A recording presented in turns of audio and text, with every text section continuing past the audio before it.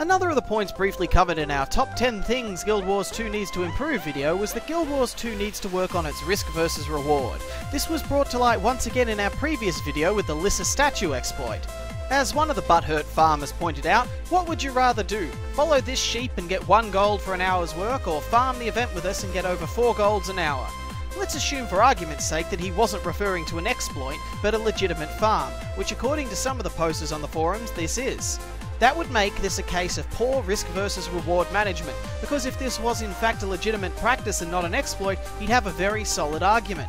Why would I want to do content that takes longer, is more difficult, and comes with the possibility of failure if there was another option available to me that was easier and gave much greater rewards? Stick with me on this one, guys, because this is a very long-winded but necessary explanation.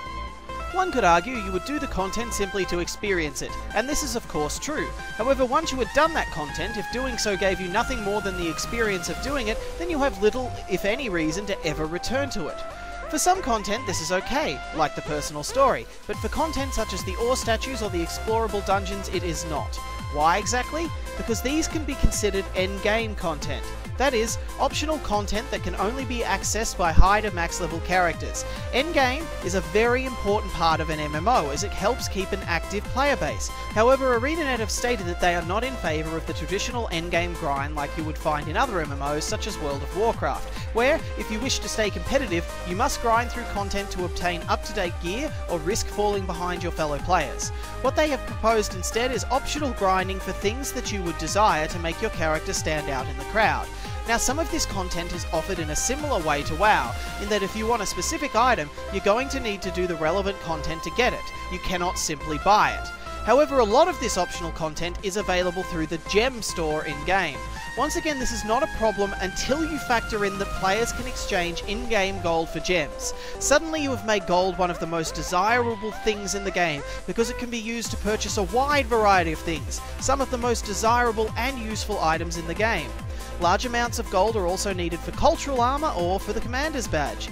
There is further emphasis on the value of gold when you look towards one of the biggest endgame goal for many players, legendary weapons. Yes, it's true that to obtain these you have to do a variety of different tasks, but the main thing holding most players back is the cost of the precursor, which, for those of you that don't know, is an extremely rare item that can be sold for a small fortune thanks to supply and demand. The point I'm trying to get across here is that gold is a huge part of the Guild Wars 2 endgame. Chances are you're going to need it for something you desire, and you're going to have to get some. So how are you going to go about getting it? Logically, you'd want to get as much as you could, as quickly as you could, so you could get whatever it is you are coveting as soon as possible and start enjoying it, right? Of course you would. Let's review your options then. You could A. Farm monsters in the open world for items and sell them. B. Farm events for gold, while also getting karma bonus experience and monsters to kill for additional items to sell. C. Farm meta events and world bosses for items to sell and gold. D. Farm the dungeons for items and gold. E. Play the trading post. F. Try your luck with the Mystic Forge. Or G. Buy gold with gems. Now let's look at the risks involved with these. Option A is very low risk, unless you get careless, as most of the foes worth farming in the open world are of little threat.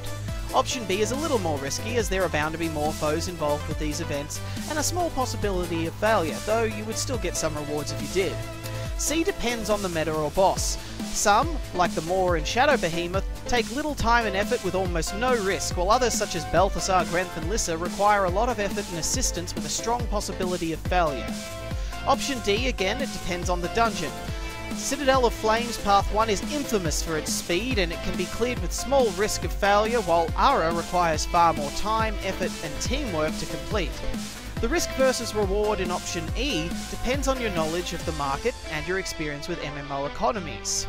F is ridiculously high risk with a possibility of even higher rewards, but it is completely luck based. And G is of course no risk, but not an option to many players for a variety of reasons. If the option with the lowest risk offered the best reward, you wouldn't even consider the other options, would you? Now, back to our initial quote. What would you rather do? Follow this sheep and get 1 gold for an hour's work, or farm the event with us and get over 4 golds an hour? Why did I feel it necessary to go over all this stuff first? Because at present gold is a lot of the endgame in Guild Wars 2, and it's all linked to risk versus reward. It would also help you better understand why risk versus reward is such an important part of an MMO. If the activities with the lowest risk net the best rewards, you have efficiently removed the incentive players pursuing an endgame goal had to do that activity. They might do that content anyway, but at the end they're going to know that they are further away from their endgame goal than they would have been if they just stuck with the most effective farm. This has far-reaching effects. Why would players pursuing endgame goals want to do a group or guild activity when it's going to get them further away from their goal? Why do a dungeon? Why do the living story? Why go to different parts of the world? Why do more challenging content when it gives you less of a reward than the easier content? We all know that there are ghost zones out there with nary a player to be seen because most players have experienced this content once and now moved on to other areas that are going to offer more rewards for their time invested. We all know how easy it is to get a group for Citadel of Flames Path 1, but try getting a group for Honor the Waves. And of course, why would we want to do the Lissa event when we could easily get more rewards just by farming the Shadow Behemoth, the Maw, the Shatterer, or our famous exploit? It all comes down to risk versus reward. If you reward players for risking little the same, or more than those risking a lot, you're going to do a lot more harm to your game than good. Even worse, when you reward players a lot for doing little, they come to expect it. They'll expect more and more for less. Yes, it's great that anybody can play your game and get items, but if you don't encourage players to challenge themselves to get them, or at least to get them faster, your product becomes nothing more than a fancy cow clicker. I'm not saying that farming and content with little risk has no place in an MMO. It most certainly does. But you need to offer content that offers a higher reward with higher risk. That way, when the farmer starts to get bored, instead of complaining that everything is too expensive and he leaves your game in a huff, he might consider trying the harder and more involved content that the game has to offer instead. But, and this is the question so many Guild Wars 2 players are asking, where is that challenging endgame content? Why don't we have challenging and engaging endgame content that might be considered too hard for some players? Is it because you're afraid of alienating the casual player? If that's the case, all you have to do is make this difficult content reward gold and bind on equip items. If it's too hard for the casual player, they always have the option of farming their gold from the easier content or buying gems.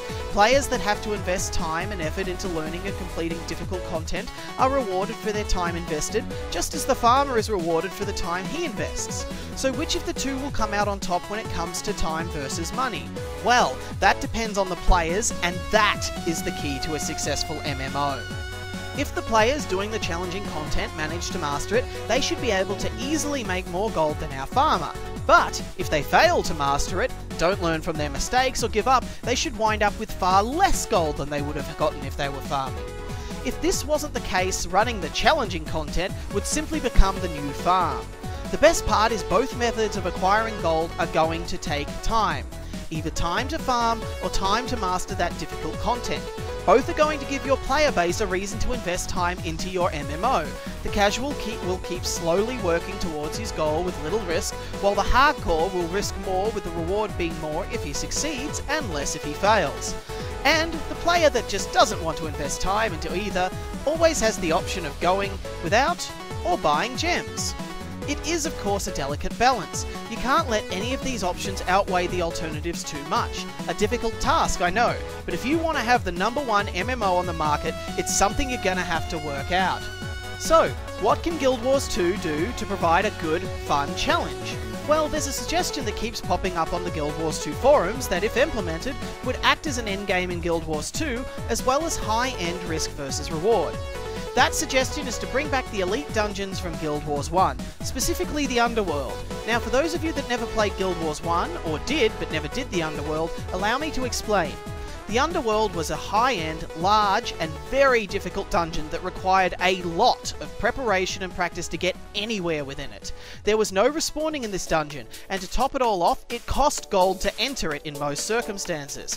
Just clearing the trash mobs in the Underworld was a task unto itself. However, they dropped some of the most valuable and sought-after items in the game. There were quests that could be undertaken within the Underworld as well, and if these were to fail, the party would be removed from the dungeon. Personally, I never completed the Underworld, but I know that if all the quests are successfully completed, the party is then given the chance to take on the final boss, Doom. It's my understanding he is no pushover and had some special mechanics to him as well. Regardless of that, killing him grants the party a title and a chance at some extremely rare loot. And to top it all off, this loot did not bind to the characters, so it could be sold for a fortune. So why didn't everybody farm the Underworld to get this loot? Because it was bloody hard, and if you failed too soon, you would actually lose gold. Risk versus reward at its finest. As I mentioned, there were other elite dungeons in Guild Wars 1, but the only other one to gain the notoriety of the Underworld was the Domain of Anguish in the Nightfall expansion. Personally, I never even attempted this, as the stories I heard of how brutal this place was were very off-putting. Sure, you could farm up an item that was literally worth more gold than you could carry, but when this is the impression you get from players that have attended it, you tend to think twice. We'll talk about it when you want to talk about it. I don't blame you. I don't blame you. So, why don't we have the Guild Wars 2 equivalent of Elite Dungeons? Well, that's what I'm going to be going into in our next video. You're all welcome to speculate on why we don't have Elite Dungeons like the Underworld in the meantime, and I encourage you to do so. And to those of you wishing the channel would grow, instead of leaving a comment here on YouTube, leave one on the forums linked below, or the Reddit link. Sharing the video with your friends helps too. One final anecdote before I leave to get you thinking though. A player once said to me, "You buy gems, I just farm."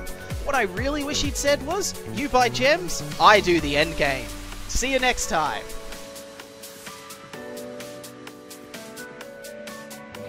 Wait, where did it go? I threw it.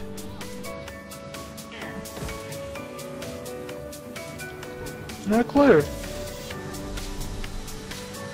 Uh-oh. Oh, there it goes! There it is!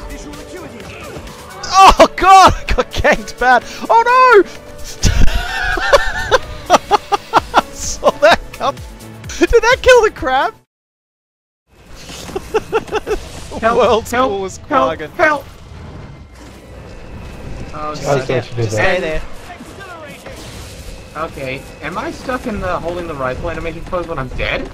Keep the tokens. Why am I still stuck in the... Look at the pose he's stuck in, guy.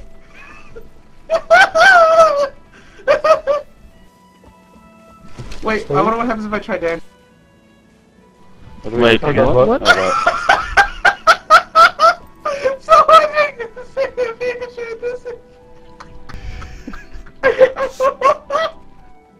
What should I do like this? Oh wait, Whatever you do, don't dodge. Don't dodge, that'll break it. Refreshing. Try cheer.